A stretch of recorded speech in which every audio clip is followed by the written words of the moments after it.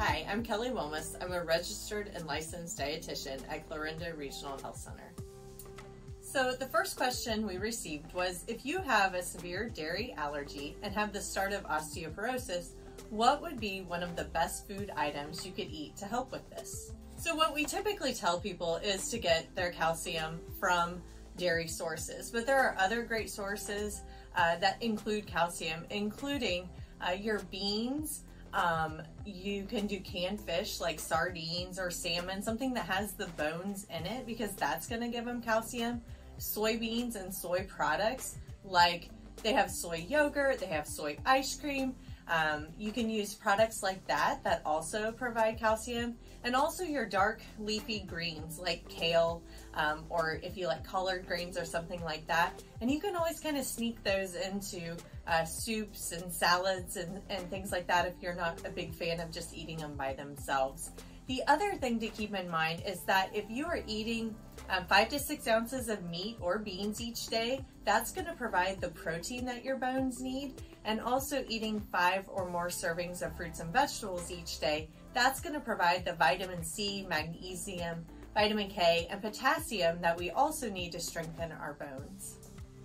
Another question we received, is the keto diet healthy or good for you? The ketogenic diet is a hot topic right now.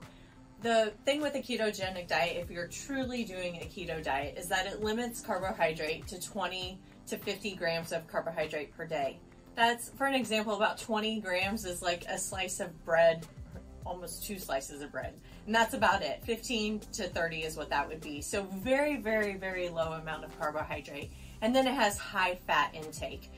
Protein is kept high enough to maintain the lean body mass, but low enough to keep the body in a state called ketosis. And basically what's happening here is that your body likes to use carbohydrate and glucose for fuel, but it starts to use fat, which is not what we typically, that's not how our body typically works.